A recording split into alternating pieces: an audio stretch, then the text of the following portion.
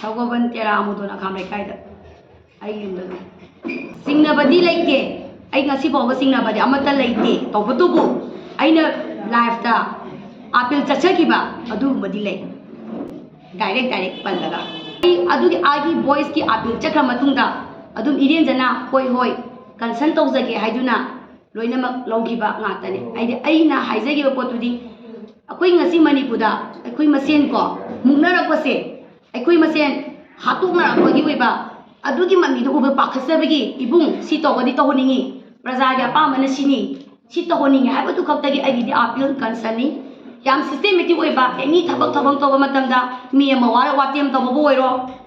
mi amawara watem tawbo oiro yam systematic on official bamjaba official aduna thajobo matamda senari ba mahikuna homandu kananu khangdokpiraga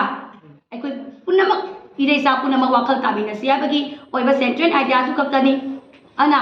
aikhoigi prajaji ngani aina thamjabaji na sorry prajaji isingni aruba ising oisi anaiba ising oiroisi aduga nga madi isingi marakta aikhoigi relationship thajanaraktebase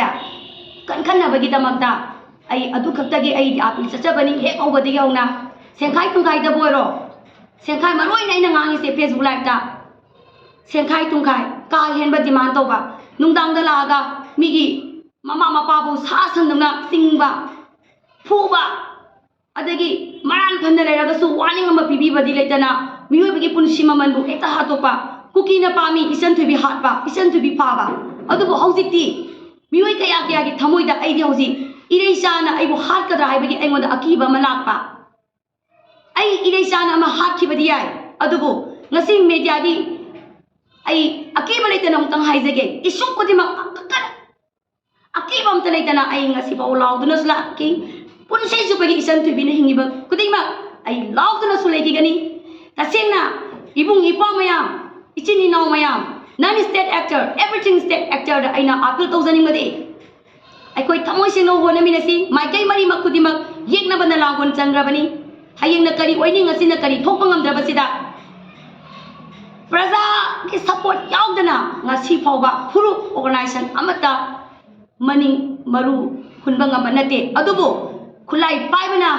akoigi North Korea gi tafta Afghanistan gi tafta Israel gi tafta laiba mami ase edita singna kizabagi damakta akibam taleitana aiding lawzaki bangangjagi bani yai kaidi amko soi haijage mi amagi phana phatabado walakpiu waliba pudumak sengdoholi ba statement do aigi aduda aigi aramba thabaksida aigi imasia koktuktigi mani mahag yawaitadi haibiu haiba koktuki imasina isan tubigi aron balambi sida sigi lebe na ma phone waisanagi sigi lebe da paisa corruption to gya bado warak piriba isinaw yaw luk khudi mangna yam systematic oiba pota thambiu haijaba kaptani aduga maduda senaba phoman dudi social media press media loop leriba civil society leriba civil organization mayamsna phomadu khando piraga phoudu lokthok piraga maduda yawriba sengado khangalaga ikoi phone minasi abani ai ngasidi walawi ireisa punamakti ibungi podai walawi ngasi bawa tingkang kaya da ibungi po ma phare khawang khangdana senjaba operation jata dore khawa khangdana senjaba ai khena bamta thamde adubu ngasidi isan thubina acha miran to bada party amada kahani thambadi oiba wa kaya amak aisu taba phangi madu yam nungai jade ana ai ngasi bawa yekna bamta leite ai amukasu thona phanai RK san thiba mafamda ai goina yekna bamta leite ai gi ibungi pawa lawnai ai khanai honda se high level dani piste khanai se adubu ai gi imung iyamba mu khanababu masan ai bu solakadra masan ai bu itik torokani habi wakandi ai no mata boy asa tawde ibungi pawa ngata khanaba ngatani tasen harba matamda adubu ngasi yang bi oire sam yami kap tokpiyo ai modani ngasi thokre makhoina ai bu phagi na makoi ongona bado ai gi ngamjaba lebenda nomai lokching bado adu pawa ai tingda bagi damakta ai magi makut langi bane aki bamte yaudana ai modani ngasi thoe samjaraba kayama punsi pikam nakre samjaraba nupi oibigi izat nupi su phatte nupa su phattaba masing lami phattaba izat tem sinniba mayam asibu kaidaba ꯑꯩꯈꯣꯏꯒꯤ ꯄꯩꯁꯥ ꯈꯔꯒ life certificate ꯑꯃꯒꯤ ꯌꯣꯟꯕꯒꯤ ꯃꯇꯥꯡꯗ justice ꯑꯃ ꯇꯧꯔꯛꯑꯕ꯭ꯔꯥ ꯃꯅꯤꯄꯨꯔꯁꯦ executive ꯗꯤꯄꯥꯔꯠꯃꯦꯟꯁꯨ ꯋꯥꯔꯧꯖꯩ ꯖꯨꯗꯤꯁꯤꯌꯦꯜ ꯗꯤꯄꯥꯔꯠꯃꯦꯟꯁꯨ ꯋꯥꯔꯧꯖꯩ legislative ꯗꯤꯄꯥꯔꯠꯃꯦꯟꯁꯨ ꯂꯣꯏ ꯋꯥꯔꯧꯖꯩ ꯑꯗꯨꯕꯨ ꯐꯅ ꯋꯥꯔꯧꯕ ꯂꯩꯔꯒꯁꯨ ꯑꯩꯈꯣꯏ ꯏꯔꯩꯆꯥ ꯄꯨꯝꯅꯃꯛ ꯈꯥ ꯆꯦꯠꯂꯒ ꯉꯁꯤ ꯐꯥꯎꯕ ꯃꯦꯗꯤꯌꯥꯒꯤ ꯁꯤꯅꯥꯎꯁꯤꯡ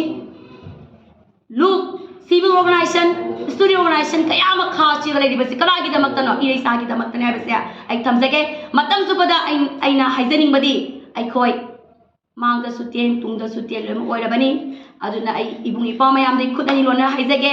नचिंगि पेन दबले नुवाइ दबले बदो वारी सानसी टेबल टॉक तौसि सिनी नंगना दु हाइबदो वाहाइदु कनमली कई मरमदि नंग हाइबदो ngasi pawa RK Sentubina Facebook da ngangapa wari खुदिमक मागी मैन कोस अदो नैनबा पामी इसन तुबिना ngangai बसे मागी मैन कोस असे कदाइदगी हौरखिबा मैन कोस नो consequence ni aina कोस अदुगी effect अदुगी consequence ni aina ngasi Pangi बसे अदुबो आई अमुक सोंगे इरेसा मयामदा aina ngasi कनादा करी लंगजरुगे पुथोपिरो aina ngasi gi ngamkai gi mating पांगबदा aina लुपा मसाय हाबिगी पुथोपिरो ngasi bawa ibung ipanda asal miranai habigi puthokpiro ngasi bawa ibung ipam dagi aina intention sokna ba wai ama haigi bado puthokpiro ngangi loop amana thador paseronda loop amana puthorok pa agenda da aina criticize toba opposition da aina criticize toba analyze toba di ai right ne public ai right ne any party amagi puthorok pa agenda yani o yani de kudamoina pre-merger political status da hanjala pa kada da aikoi manipur tangdu laita ba pangani abagum makha ta bada ngasi aikoi gi phuruk khudingi khanna chaina ba thoklai ba sia aikoi gi blaming nei ba phuruk ta similo na sia manak ta badigi na haiba puthorok pa agenda boiro aduga aikoi na lingzen mana da badigi yengna ba no khudum sangi na haiba gi agenda oyo puthorok pa agenda khudimak puthorok pa slogan khudimak puthorok pa